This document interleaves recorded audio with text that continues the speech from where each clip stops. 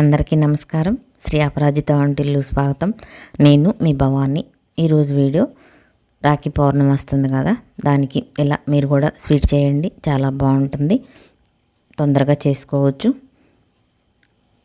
పాకం పట్టే పని లేదనమాట. ఒక మాట, శ్రీ అపరాజిత వంటిల్లు ఛానల్ ఫస్ట్ టైం చూస్తున్నారా? సబ్స్క్రైబ్ చేయండి, లైక్ చేయండి, షేర్ చేయండి. నచ్చిందా వీడియో కామెంట్ చెప్పండి. పక్కనే బెల్ ఉంటుంది నొక్కండి, అన్నీ అన్నది నొక్కండి, వీడియోలు వస్తాయి చూడండి. రండి ఇప్పుడు వీడియోలోకి వెళ్దాం. ముందు ఒక కప్పు పంచదారని అట మిక్సీ పట్టుకుని మెత్తగా పక్కన పెట్టుకోండి. మెత్తగా అట్ట పట్టుకోవాలన్నమాట. పిండి ఎంత తీసుకుంటే అంత పంచదార తీసుకోండి. నేనైతే కొంచెం తక్కువ తీసుకున్నాను.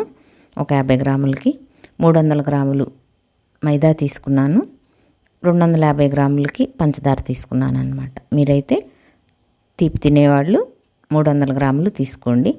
తీసుకుని అట్ట పక్కన పెట్టండి.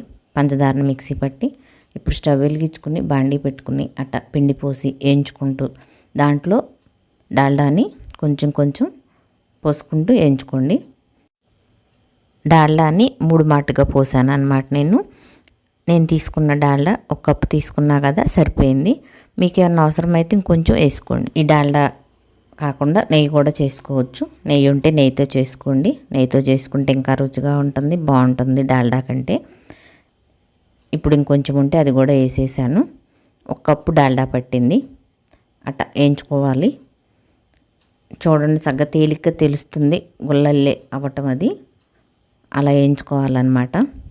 మాడనివ్వకూడదు, అట్ట తిప్పుకుంటూ వేయించుకోవాలి. దాంట్లో ఇప్పుడు కొంచెం యాలకుల పొడి వేసాను. యాలకుల పొడి వేసి కలుపుకుని ఇక దీన్ని ఒక గిన్నెలోకి తీసేసుకోవాలి. ఎందుకంటే వేడికి బాండీలోనే ఉంటే ఇంకొంచెం రంగు మారుతుంది, అందుకని మాడినట్టు అవుతుంది, రుచిపోతుంది అన్నమాట. అందుకని ఇప్పుడు అది అయిపోయింది, తీసి ఒక గిన్నెలోకి ఆరబెట్టుకోవాలి.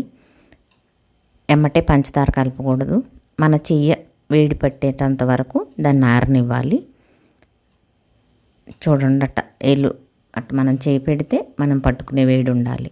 అంతకంటే ముందు వేడి పోస్తే ఏమవుతుందంటే పంచదార పలసగా అయిపోతుంది, కరిగిపోతుంది అనమాట. అందుకని అలా ఉండాలి. అది ఆరటానికి అంటే పగలు చేశాను, 3/4 గంట దాకా పట్టిందన్నమాట టైము. ఇక పంచదార వేసి అలా కలుపుకోవాలి. అలా కలుపుకుని అట్ట ఉండల్లే వచ్చే వరకు కలుపుకోవాలన్నమాట. గుర్తుపెట్టుకోండి, పంచదార నేనైతే ఇక్కడ తక్కువ వేసాను. మీరు ఎంత పిండి తీసుకుంటే అంత పంచదార వేసుకోండి, బాగుంటుంది. ఇప్పుడు ఒక ప్లేట్ తీసుకుని దానికి కొంచెం డాల్డానే రాశాను, నెయ్యి రాయకుండాను. ఇప్పుడు ఆ పిండిని దాని మీద పెట్టి ప్లేట్ మీద అట్ట చేత్తో వత్తండి. మీకు పలసగా కావాలా స్వీటు, కొంచెం లావు కావాలా, దాన్ని బట్టి అట్ట స్వీట్ని అట్ట ఒత్తుకుంటే అప్పడంలాగా దాన్ని కట్ చేసుకోవచ్చు అనమాట. మీ దగ్గర డిజైన్ ఉంటే దాంతో కట్ చేసుకోండి, లేదా వాటర్ బాటిల్ మూత ఉంటుంది కదా, దాంతో కట్ చేసుకోండి. నేనైతే ఇక్కడ డిజైన్ ఉంది, దాంతో కట్ చేశాను. చివరికి కూడా వాటర్ బాటిల్ దాంతో కూడా కట్ చేశాను అనమాట. అలా చూడండి, చక్కగా రౌండ్గా వచ్చినాయి కదా. అలా కట్ చేసుకుని అన్నీ ఒక ప్లేట్లోకి పెట్టుకోవాలి పక్కన. మొత్తం పిండిని అంతే అలానే చేసుకోవాలి. కొంచెం కొంచెం కదిపి చూడండి, బాగా వచ్చినాయి కదా, రౌండ్గా ఉన్నాయి, బాగున్నాయి. అలా చేసుకోవాలి మొత్తాన్ని. అట్ట పలగ్గానైనా రౌండ్గా అప్పడం లాగానైనా చేసుకుని కట్ చేసుకోవాలి. వాటర్ బాటిల్ మొత్తం కట్ చేసా చూడండి, కాకపోతే కొంచెం పెద్దగా ఉన్నాయి, డిజైన్తో కోసం కట్ చేసినవి అని చిన్నగా ఉన్నాయి అన్నమాట. ఎప్పటికప్పుడు కట్ చేసుకుని పిండిని మళ్ళీ అట్లా లైన్ చేసుకుని ఇది చేసుకోవాలి. ఇక్కడ కొంచెం డాల్డా తీసుకుని ఫుడ్ కలర్ వేసాను, వేసి కలిపాను అనమాట. ఇప్పుడు ఈ స్వీట్ని ముందు కట్ చేసి పెట్టాం కదా, అంచులను అక్కడక్కడ కొంచెం పిండి కనపడతాను చూడండి. దాన్ని అలా రౌండ్గా తిప్పేస్తే ఉన్నదంతా అతుక్కున్నది స్వీట్కి అతుక్కుంది, రాలిపోయింది అనమాట.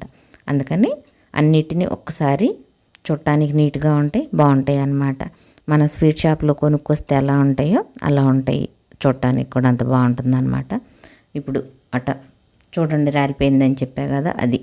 ఇక ఇప్పుడు అన్నీ అలా సరి చేసి పెట్టుకుని ఈ ఫుడ్ కలరు పలసగా ఉంది కదా, అది అతకద్దు, దాని మీద కారినట్టు అయిపోతుందని కొంచెం మైదా పిండి వేసి కలిపాను. ఇప్పుడు ఇది అనాస పువ్వు అనమాట, స్టార్ పువ్వు అంటారు కదా మసాలా దినుసుల్లోది. దాంతో ఆ కలర్తో డిజైన్ వేస్తున్న పైన స్వీట్ మీద. చుట్టానికి బాగుంటుంది కదా. మీకు నచ్చకపోతే కనుక వదిలేసేయండి, ఇలానే అట్టు పెట్టుకోండి. చూడండి అలా పెడితే బాగుంది కదా. మీకు నచ్చితే ఇలా వేసుకోండి, లేదంటే వదిలేయండి. లేదా బీట్రూట్ది కూడా రసము ఇలా పెట్టుకోవచ్చు అనమాట. మీకు నచ్చితే పెట్టుకోండి, లేకపోతే ఇలా మామూలుగా సాదాగా వదిలేసేయండి. చూడటానికి చాలా బాగుంది కదా. అలా మీరు కూడా ఈ రాఖీ పౌర్ణానికి ఇలా స్వీట్ చేసుకుని పెట్టుకోండి.